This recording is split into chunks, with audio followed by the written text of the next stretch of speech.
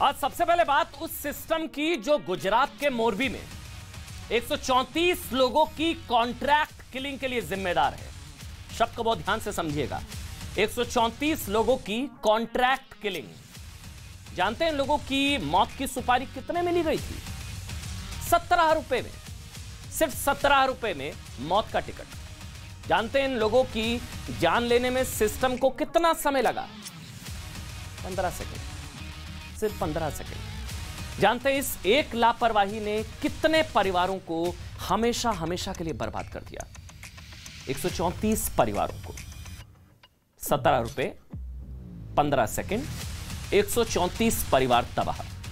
जानते हैं इनकी गलती क्या थी? इनकी गलती सिर्फ इतनी थी कि ये लोग छुट्टी के दिन सिर्फ नदी पर बने एक पुल पर खुशियों के कुछ पल बिताने गए थे।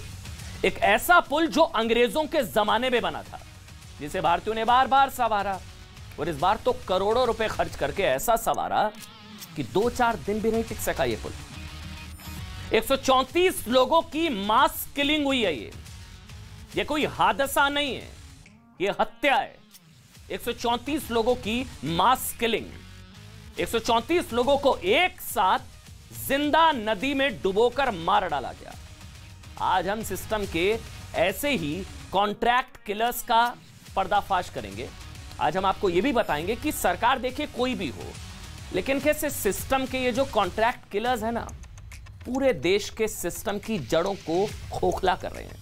ये खबर हम आज आपको इसलिए दिखा रहे हैं ताकि देश में फिर कभी कोई मोरबी जैसा हादसा ना हो। हमारा आज का हैशटैग है नो मोर मोरबी, फिर दूसरा मोरबी ना हो। देश नहीं झुकने देंगे। आप सभी देख रहे हैं, मैं हूं आपके साथ अमन चोपड़ा।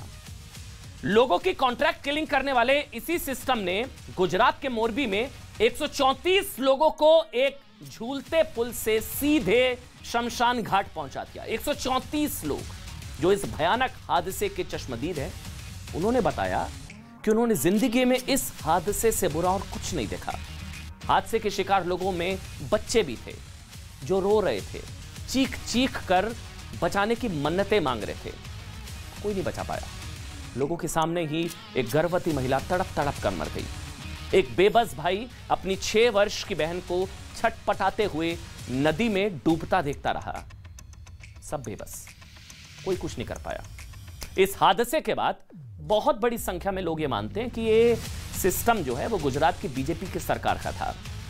लेकिन इसी सिस्टम ने राजकोट से बीजेपी के सांसद, जिस वक्त इनको आप टीवी स्क्रीन पर देख रहे हैं, राजकोट से बीजेपी के सांसद मोहन भाई कुंडारिया के परिवार के 12 लोगों की भी हत्या हम बार बार शब्द का इस्तेमाल कर रहे हैं। इस हादसे में उनकी भी दुखद मौत हुई है। बीजेपी सांसद के परिवार के 12 लोगों की। यानी कि इसको समझिए कि लोगों की संवेदनहीनता से हत्या करने वाले सिस्टम का कोई सगा नहीं है, कोई सगा नहीं है। इस संवेदनहीन सिस्टम को और अधिक क्रूर शायद कुछ लोगों के खिलवाड़ ने बना दिया। हादसे के पीड़ितों और चश्मदीदों ने बताया कि कुछ लड़के जोर जोर से पुल को हिला रहे थे। कई इस तरह के वीडियोस आए, कई पुराने वीडियोस आए, और उस वीडियोस में दिख रहा है कि खिलवाड़ हो रहा है।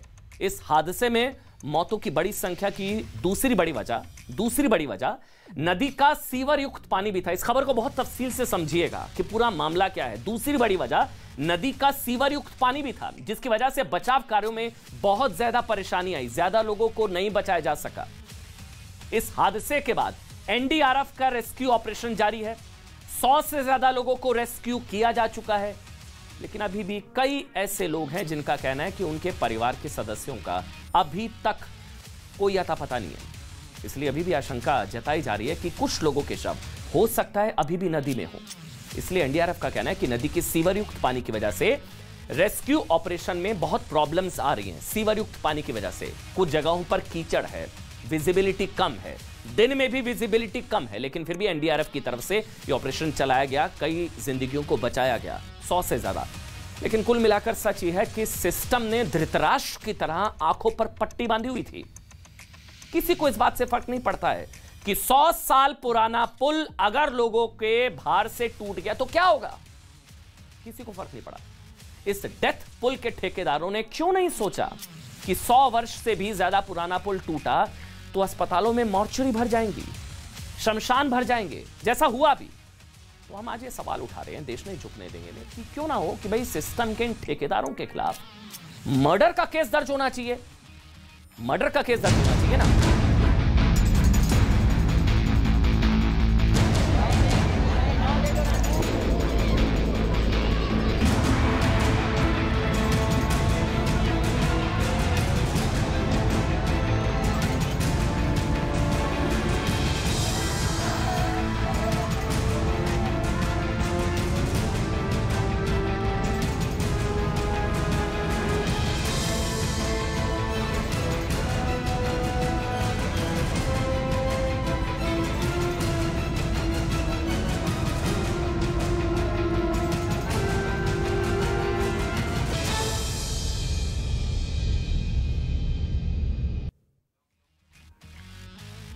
वैसे तो आपको बता दें ये जो हादसा हुआ है बेहद दर्दनाक है, इसमें 134 लोगों की जान चली गई। वैसे तो हादसा हम आपको बता दें रविवार शाम करीब 6:32 पर हुआ। खबर क्या है, कब हुई, क्या समझ लीजिए। रात 8:30 बजे तक एनडीआरएफ की टीम हादसे वाली जगह के लिए भेज दी गई थी, लेकिन इस हादसे की स्क्रिप्ट जो है वो काफी पहले लिख दी गई थी। अब ये खबर समझिए, ये हम आपको आगे बताएंगे। इस हादसे में अभी तक 134 लोगों की मौत की पुष्टि हो चुकी है। 134 लोगों की, बहुत ही दर्दनाक हादसा।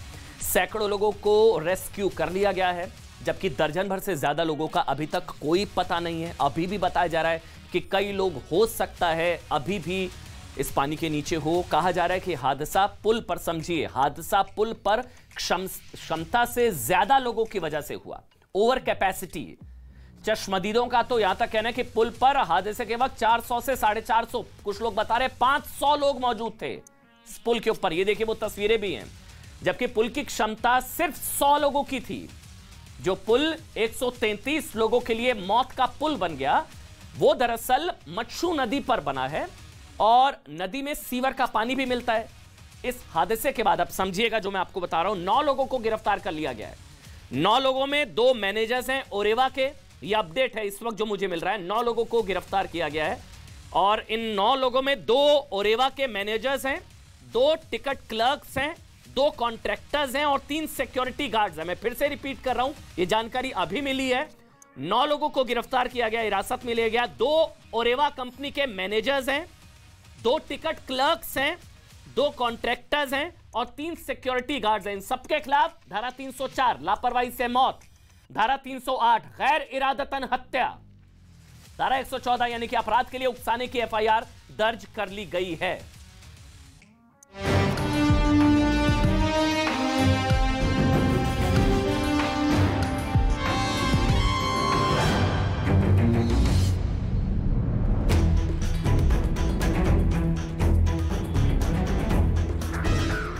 गुजरात के मोरबी में रविवार शाम करीब 6:30 बजे मच्छू नदी पर बना पुल टूटकर गिर गया, जिसके बाद लोगों को बचाने की कोशिश शुरू हुई। जल्द ही रेस्क्यू ऑपरेशन शुरू किया गया ताकि ज्यादा से ज्यादा लोगों की जान बचाई जा सके। तस्वीरें साफ तौर पे बयां कर रही है कि उस समय जो घटनाक्रम हुआ वो ओवर क्राउडेड जनता, मतलब वहाँ पर ज़्यादा लोग नहीं थे। ये जो सीसीटीवी है वो गवाही दे रहे हैं कि दरअसल ये मेंटेनेंस की कमी थी और इसी के चलते जो कल से ही राज्य सरकार जिस बात को लेकर बात कर रही है कि मेंटेनेंस में कहीं बड़ी लापरवाही हुई, नेग्लिजेंस हुई। 7 महीने तक आपने मेंटेनेंस की बात कही और जब उसको शुरू किया उसके 5वें दिन ही अगर ये टूट जाता है तो बड़ी एक लापरवाही, और इसी के चलते ओरेवा की जो ओनर्स हैं और उनकी कंपनी है उनके खिलाफ ये मामला दर्ज किया गया है। और सीसीटीवी आप पूरी तरीके से देखें, सीसीटीवी में आप देखेंगे कि बहुत चंद लोग आपको दिख रहे हैं वहाँ पर। हाँ, कुछ वो पुल को हिलाने की बात वहाँ पे तस्वीरों में साफ तौर पे दिख रही है, चूँकि लोग अनुभव करना चाहते हैं कि जब स्विंग किस तरीके से होता है वहाँ पर, और वो झूलता पुल जैसे होता है बिल्कुल उस तरीके से एक शख्स है सफ़ेद कपड़ों में, वो 2 हाथ से दोनों जो छोर से जो हैं उनको हिलाने की कोशिश कर रहा है और अचानक से वो पूरा जो एक हिस्सा है वो पूरी तरीके से टूटता हुआ दिख रहा है। तो ये पूरा दिखा रहे हैं कि उसमें जो तस्वीरें वो बता रही कि ओवर जो पहले कहा था कि ज़रूरत से ज़्यादा लोग वहाँ पर थे, तो उस कहानी पर भी सवाल उठ रहा है। रात से शुरू हुआ रेस्क्यू ऑपरेशन सुबह तक जारी रहा। सेना, एनडीआरएफ और एसडीआरएफ की टीम गोताखोर लगातार लगे रहे।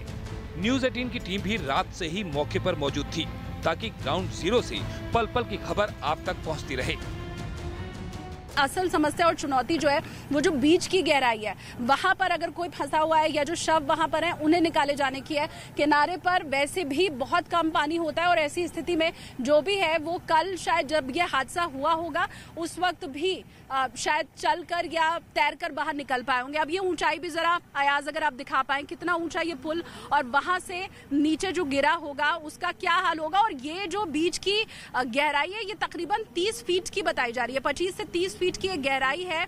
पूरी रात यहाँ पर अगर कोई फंसा होगा तो जैसा मैं बार बार कह रही हूँ कि संभावना बहुत कम है अब उसके जीवित रहने की, लेकिन अमूमन जब भी ऐसा कोई हादसा होता है तो हम ये देखते ही हैं कि चमत्कार कुछ न कुछ होता है, जो जिंदगी है वो बच जाती है और ऊपर वाले की मेहरबानी रहती है। तो ऐसी किसी जिंदगी की तलाश में अब भी जो गोताखोर हैं वो नदी में बार बार छलांग लगा रहे हैं और वो बार बार कोशिश कर रहे हैं कि उन जिंदगियों को बचाया जा सके। अब ये बोट से उधर आप दिखाइए, क्योंकि ज्यादातर मुझे अयाज जो रेस्क्यू टीम है वो उधर की ओर ही दिखाई दे रही है। हम आप ऐसा समझिए कि पुल के दाहिनी ओर है और हमारे इधर सिर्फ मात्र 1 या 2 बोट ही है, बाकी सारी बोट इधर की तरफ दिखाई दे रही है और जो पानी निकाला जा रहा है वो भी इस ओर से ही। फिर से मैं आपको बताऊं, जो डैम है वो इधर की तरफ है, ये जो मौजूदा पानी आप देख पा रहे हैं ये उधर से बांध से छोड़ा जाता है। इस नदी में जो भी पानी, इस मच्छू डैम में, इस मच्छू नदी में जो भी पानी आप देख रहे हैं वो उधर दूसरी तरफ डैम है जहां से छोड़ा जाता है और फिर उसके बाद वो जो पानी है वो इस नदी में दिखाई देता है। बर्बादी के निशान पानी की सतह पर साफ दिख रहे थे। लोगों का सामान जैसे मोबाइल, जूते, चप्पल, सब कुछ पानी पर तैरते हुए नजर आए। गुजरात के गृह मंत्री की तरफ से बयान दिया गया था कि 2 बॉडीज अभी भी निकाला जाना बाकी है, वो 2 बॉडीज निकाली जा चुकी हैं। अब से कुछ वक्त पहले ही जो दूसरी बॉडी थी वो भी यहाँ ये जो आपको नदी दिखाई दे रही है इससे निकाली जा चुकी है, लेकिन अब भी सर्च ऑपरेशन हम देख रहे हैं कि जारी है। ये दोनों बातों को मैं कनेक्ट करके आपको बता रही हूँ कि किस तरह से गृह मंत्री की तरफ से सुबह जब पीसी हुई थी तो उस वक्त ये बयान दिया गया था कि 2 बॉडीज अभी निकाला जाना बाकी है और उसके बाद एक एक करके, क्योंकि मेरे सामने ही जब रेस्क्यू ऑपरेशन चला तो वो दोनों बॉडी निकली, तो इन दोनों चीजों को कनेक्ट करके ये तो हम कह सकते हैं कि अभी कोई शव अंदर शायद बाकी नहीं बचा होगा, लेकिन फिर भी अभी आखिरी दम तक जो लड़ाई है वो जो रेस्क्यू टीम है वो लड़ना चाहती हैं और यही वजह है कि आप अंदर अभी भी बोट चलते हुए देख पाएंगे और जो तमाम रेस्क्यू टीमें हैं वो अभी इन कोशिश में हैं कि अगर कोई जिंदगी अंदर फंसी हो या फिर अगर कोई शव हो तो उसे निकाला जा सके। और इसीलिए लगातार जो एनडीआरएफ, एसडीआरएफ की टीम है या जो आर्मी की टीम है वो आपको लगी हुई मुस्तैदी के साथ दिखाई देगी। अपनों को खोने के बाद परिवार के लोग उनके अंतिम संस्कार के लिए शमशान घाट पर इंतजार करते दिखे। जिन लोगों ने अपनों को खोया है उन्हें ये दर्द जिंदगी भर दुख देता रहेगा। और न्यूज 18 की टीम इस वक्त ग्राउंड जीरो पर है, लगातार अपडेट आप तक पहुंचाए जा रहे हैं। कल रात से हमारी टीम न्यूज 18 की टीम इस वक्त ग्राउंड जीरो पर है। पुलिस क्या कह रही है एक बार वो भी सुन लेते हैं।